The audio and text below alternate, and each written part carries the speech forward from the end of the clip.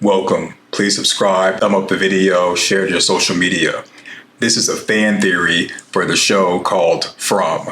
It is on MGM Plus. It is a fan theory that contains spoilers.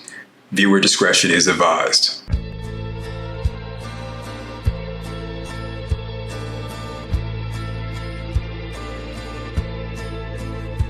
You said this place couldn't break you. Do you remember that, boy? You don't fucking break me. That's what you said. Kill me! But you leave her alone! I'm not gonna kill you, boy. That would be no fun. You think this place can't break you? Let's see. You said this place couldn't break you. Do you remember that, boy? You don't fucking break me. That's what you said. Kill me! But you leave her. Yep, that is what you said. Welcome, welcome. Please subscribe, click the notification bell, share everywhere. If you're returning, welcome home. It has been confirmed that the creatures have indeed been upgraded. They have evolved. I know a lot of people are thinking that maybe the creatures have always been like this, like how the cowboy creature is having an actual dialogue with Boyd, how the creatures are using strategy and even working together without actually talking to each other. No, the creatures have not always been like that. Before Boyd had the talisman, they would walk or crawl around in the buildings and catch whoever was walking around or whoever was sleeping. When the talisman were discovered and they were put on the outside of doors, that's when they became more cunning, having conversation and convincing people to open doors, open windows, and even as people were coming into the town saying, "Hey, help, we just got off of a bus, help us, help us." And so now with this current evolution in season 3, episode 1, they are now nightmare creatures. So it's been confirmed by the show. It's been confirmed by the show that they are nightmare creatures. If you go to the credits, on the credits it says nightmare creature old lady, nightmare creature Western Star. Western Star being like the new leader and then the old lady.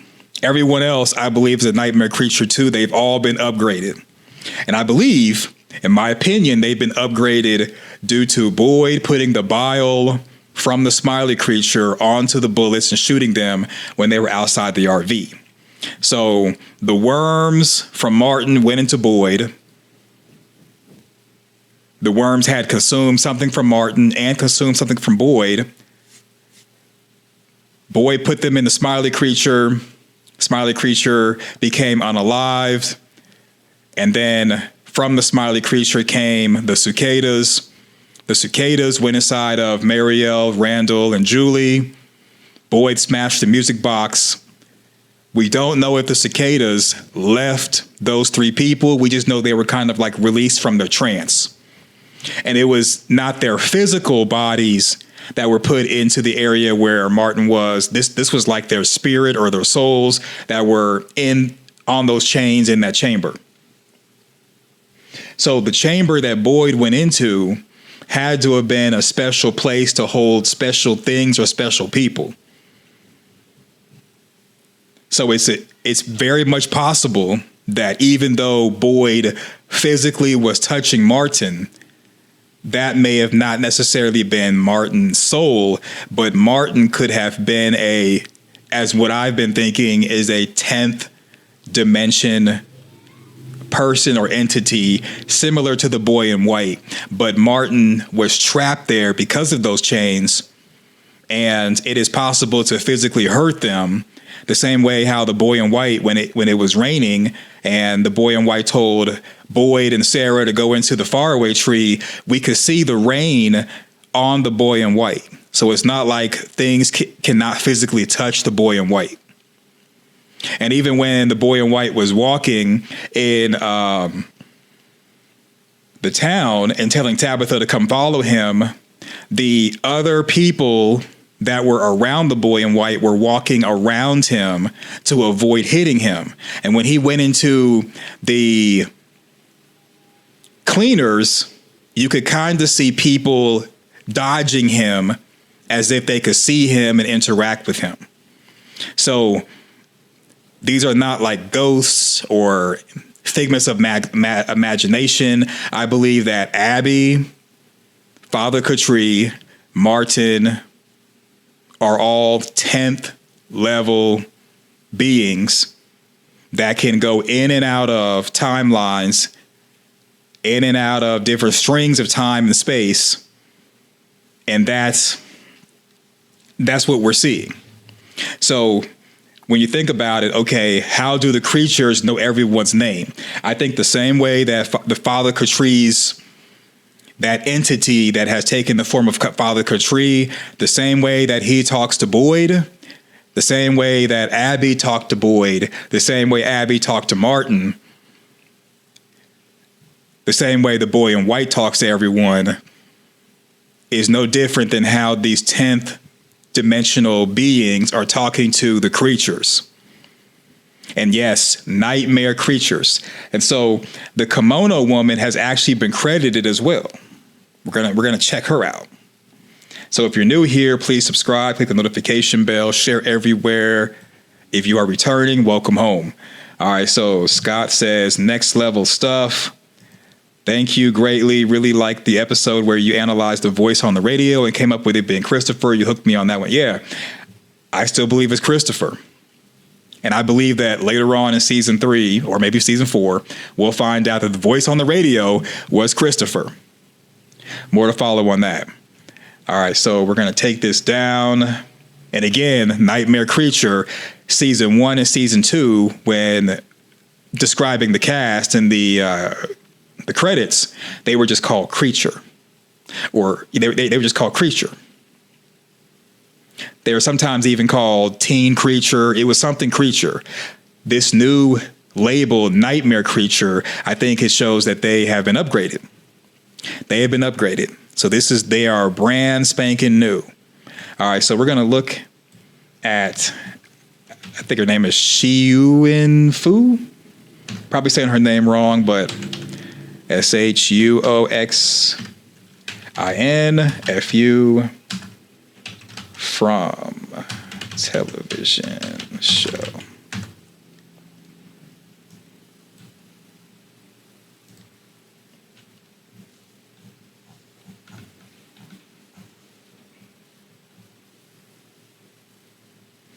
So she's been credited as Kimono Woman.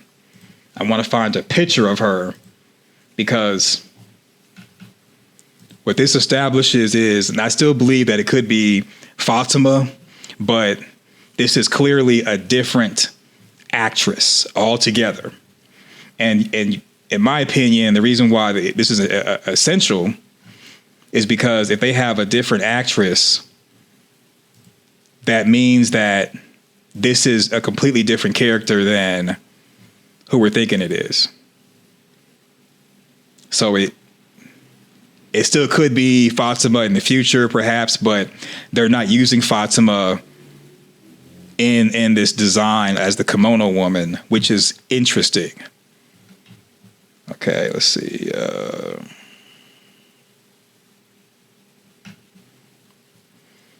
Yeah, I can't find her picture.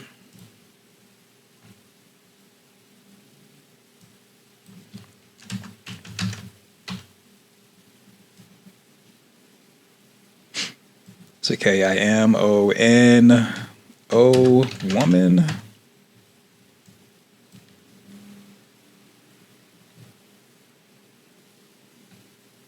Yeah, I can't find her picture anywhere as far as any other work that she's done. It just has her credited with from. So because this show is in Canada and I'm in the United States, I usually have to do a lot of digging to find stuff like this. I'm not going to do it on the live, but I just want you to see that there's an actual actress who has been cast as Kimono Woman, which could be a hint that in the future, this Kimono Woman may actually be a separate character from Fatima, and that may debunk some theories. Who knows? All right, so taking this down. Now, what I want to show you is somewhat of some information for season 3. So we've already kind of quote unquote met Robert Joy. That's Victor's dad. We saw him at the end of episode 1 of season 3. Now, one person we have not seen is Samantha Brown. We have not seen Samantha Brown. So this is how Samantha Brown looks with the face cut off. So this is how Samantha Brown looks. So she's been credited as being Acosta, and the description for her says that she's going to be a police officer that's in over her head. And let's see. Brown will play Acosta, a new to the force police officer who is in over her head. Now, you might be like, well, what's the significance of this? The stretch that I'm making with this Acosta character played by Samantha Brown is the fact that at the premiere for season 3, when they had their premiere, besides the showrunner and showrunners and people who were like behind the scenes, the main cast was there. Even Tien Chun, the actress who plays her, was there, even though she was only in like episode 1 because she was unalived. So she was there, and she is right there. Now, everyone's pretty much a familiar face except for Samantha Brown, who is right here. Now, right now, there's a listing for her as a reoccurring character. So if she's a reoccurring character, she wouldn't necessarily be at the premiere. Because here are some other reoccurring characters that were not at the premiere in this photo op. You have Tom as a reoccurring character. They have him down. They even have the boy in white as a reoccurring character. They even have Dale as a reoccurring character. They had, let's see, who else? As a guest character, they have Abby.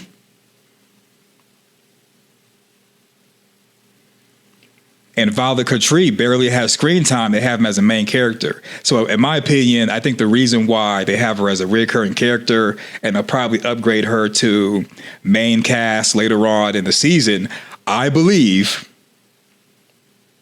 there is a small smidget percentage chance that Samantha Brown, it's going to turn out that Samantha Brown, who is this police officer new to the force, is going to perhaps be Eloise. So here is Eloise as a child. She has black hair, just like Victor has black hair. But it's possible that when we see Samantha Brown make her debut, maybe episode 2 on out, that perhaps the actress will have black hair or brunette hair. Maybe she'll dye her hair or wear a wig. Who knows? But look at the actress playing Eloise Kavanaugh, and then look at Samantha Brown. It's possible there could be some similarities between the young actress and the person who's been cast as Samantha Brown. I think it is a stretch, maybe even a yoga stretch, that Eloise Kavanaugh could be Victor's sister, Eloise. I know a lot of you are like, well, they think Eloise is Tabitha. Tabitha's memories were erased and this and that. And I get it. I get why people want Tabitha to be Victor's sister. I don't think story-wise it would make much sense, since when Victor and Eloise were in the cellar talking to their mom, they appeared to be the same age, the same height. So Victor, who is like, I think he's like in his 50s, maybe 60s. He just seems much, much older than Tabitha. Tabitha seems like she's in her maybe late 30s, early 40s. And Jim definitely looks to be in his late 30s, early 40s. So I just don't really see them having Tabitha as Eloise when Tabitha would be older. However, the actress Samantha Brown from this premiere, and she's the only one at the premiere who didn't show up in episode 1, who could be a good candidate to be Eloise. She's the only one that kind of looks to be the same age as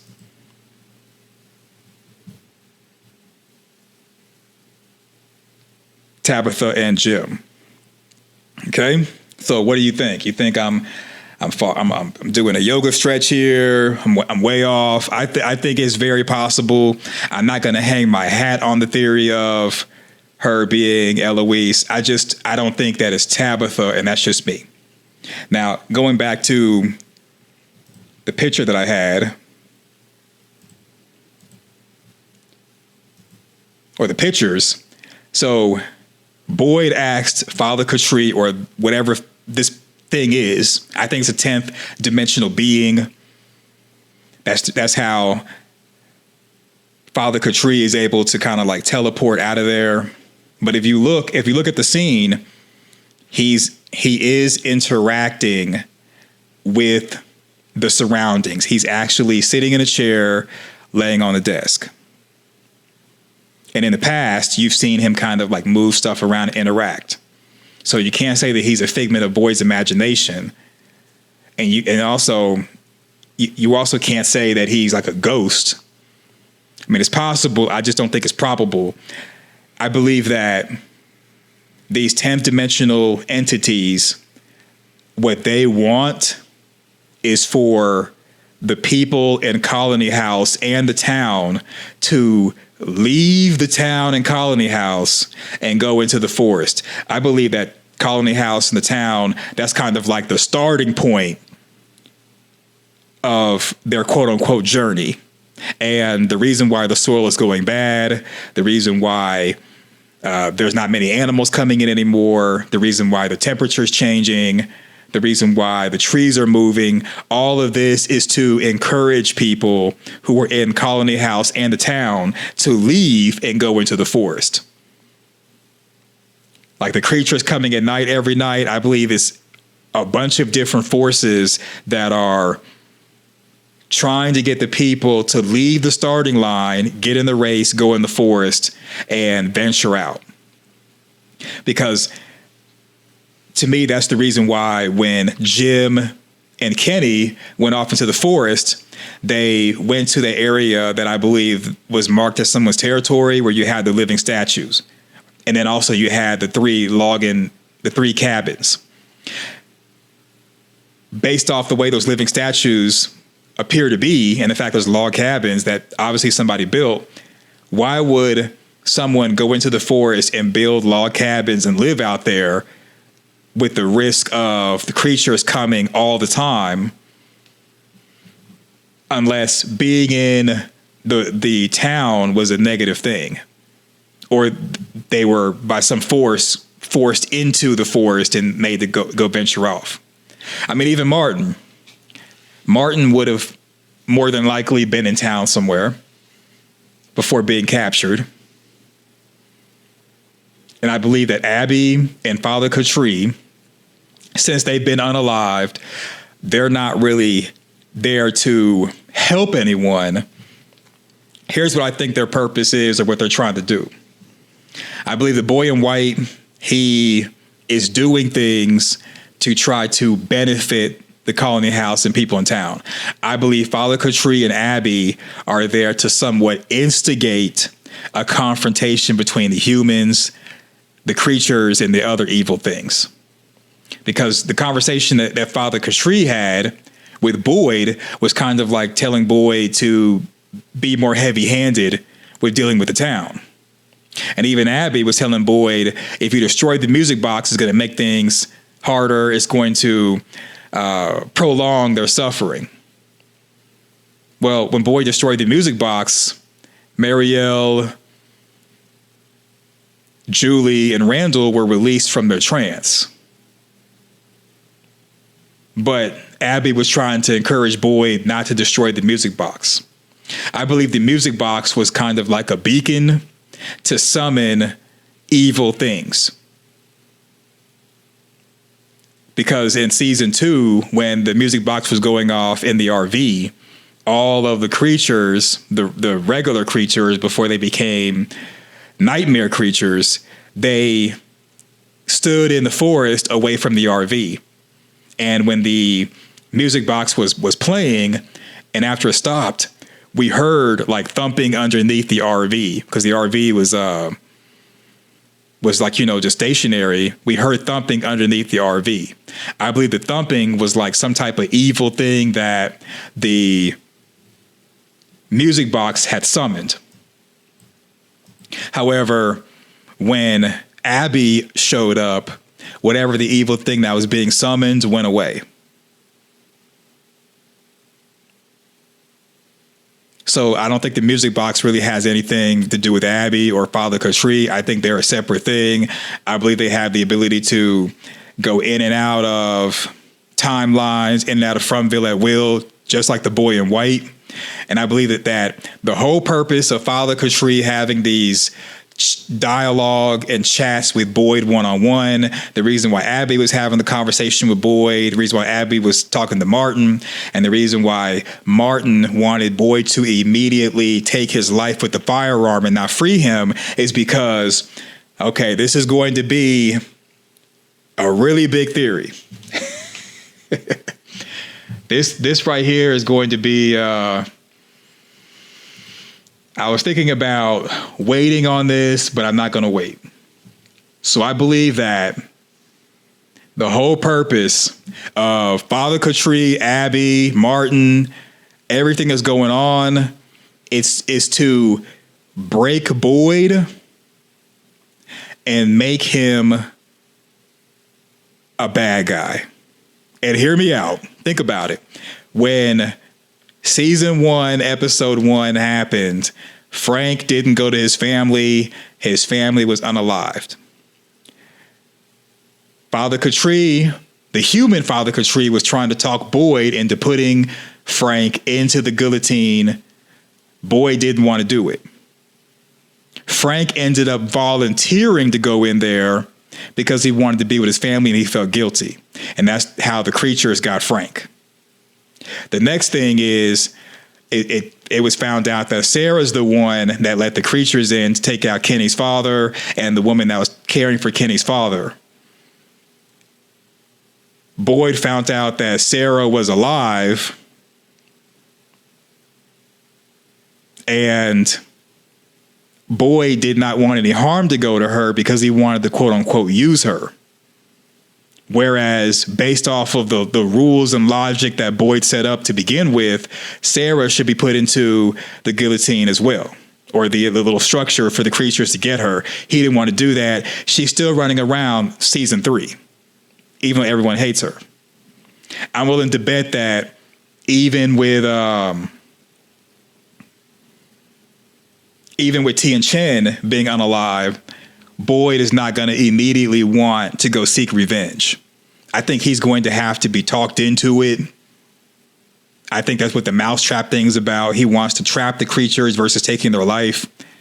And even when the rope was thrown down the Boyd in the bottom of the well, Martin was like, the favor you could do for me,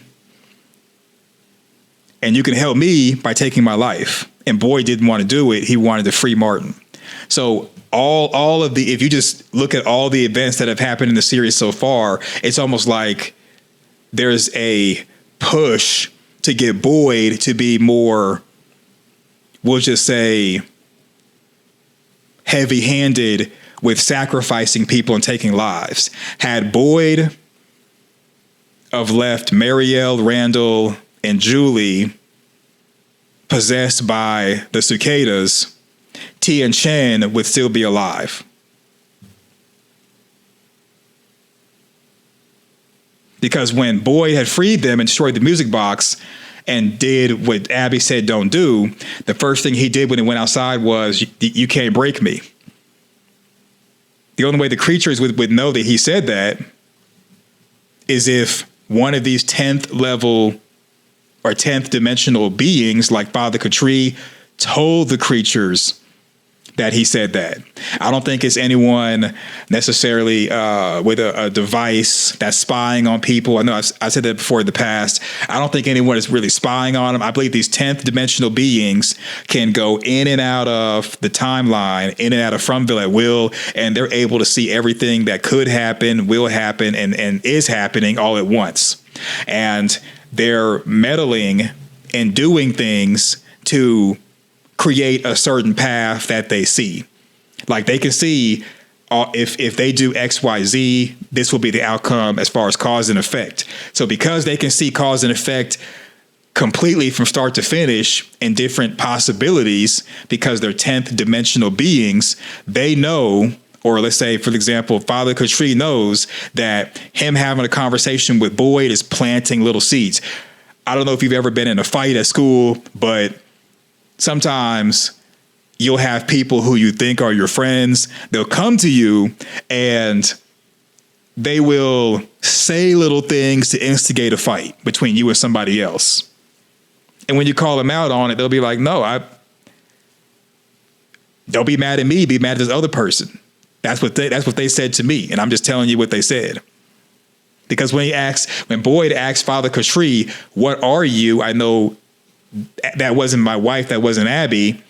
Father Katri's response is, I'm afraid I can't answer that for you, Boyd.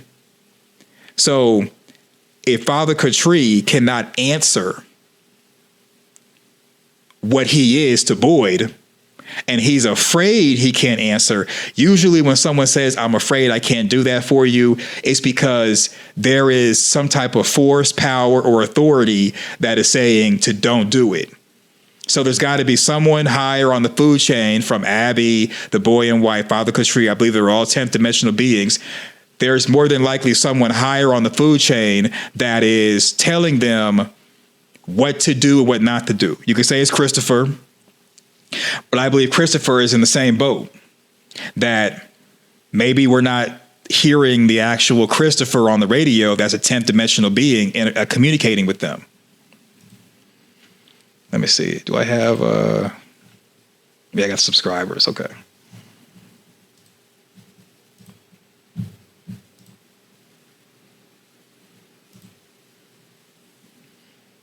Yeah, just the fact that Father Katri was like, I'm afraid I can't answer that for you.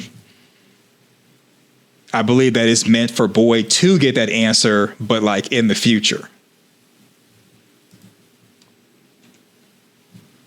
But if he were to tell Boyd what he is right now, Boyd probably would stop listening to him completely and stop talking to him and thinking, okay, you have the ability to save me, save us, but you're not. You must be the enemy. And Father Katri, Abby, the boy in white, they're just trying to do little things to somewhat persuade Boyd and the others to do things. And I think the whole game plan is to not necessarily break Boyd, but to make him break bad and become a bad person, to where he's willing to sacrifice people, he's willing to take lives, and willing to do whatever it takes for quote unquote success. Because Boyd so far has been the type to where he wants everyone to go home. He wants to save everyone. He wants to not tell people information because he wants the weight of the world on his shoulders. However, if he's broken enough, he might get to a point where he's like, you know what? Instead of me trying to save everybody, I'll just save who I can and I'll sacrifice when need be. And I think towards the end of season 4, 4, not 3, but I think by the end of season 4, Boyd is going to somewhat be like Thanos. And I believe that by the end of season 3, Kenny is going to lose faith in Boyd, lose faith in doing things safely because he's lost both his parents. Kenny's going to become the new sheriff, and people are going to believe in Kenny and follow Kenny into the forest. And Boyd is going to still be at the starting line trying to cling to the safety of the town and colony house. And they're going to split into two factions, with people wanting to rock with Kenny and go into the forest and explore and leave the safety of, or the perceived safety of the town and the colony house, which we've already seen episode 1, that the safety, it doesn't mean anything because the creatures, the nightmare creatures, they've gotten smarter, and they're going to constantly be sabotaging their vegetables, their soil, sabotage their efforts to keep the cattle. Sooner or later, the humans have to leave the area of the colony house in the town. And I'm willing to bet that that's what happened in the past.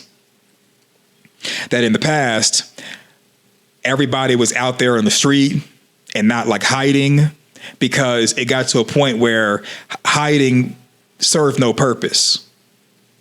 It just served no purpose to hide, because while we're hiding from these creatures and we're afraid, the creatures are destroying our stuff. So we have to confront them, and then the people lost. So some people wanted to leave Fromville, other people wanted to stay and fight, and I think that's the aftermath that we saw when Victor left the cellar the next morning when he was a child. Yep. So I believe that Boyd is going to end up becoming Thanos, and he's going to become somewhat antagonistic, and he's going to be more sadistic with his decision making. He's going to be driven insane. Kenny's going to take over and become somewhat of the de facto leader and lead people into the forest. I believe something's going to happen to Jim. Jim is not going to be with us anymore, and it's going to be Julie and Ethan kind of like just wandering off, doing their own thing, wandering around the ruins that Kenny and Jim found. And I wouldn't be surprised if Tabitha finds a way back into Fromville with Victor's father. Victor and his father reunite, and that's what kind of triggers Victor to remember stuff to help people. And that will kind of make Victor want to go back home or to the real world versus saying that From's his home. So that's just my guess on everything as far as the theory. I'm afraid I can't answer that for you, Boyd. Father Katri looking smug, looking like he claims to be your friend, but he's really instigating you to go fight other people. He's breaking in your house, stealing your stuff, and come back later on to help you look for it. He's doing a bunch of stuff, trying to instigate and break you down mentally. He's just, the devil in disguise, if you will. Thank you for watching to the end, and thank you for the support. Let me know in the comment section your thoughts. Thumbs up the video, share everywhere. Thanks for watching. Go forth, do great things, and I'm out. The future's not ours to see. Que sera?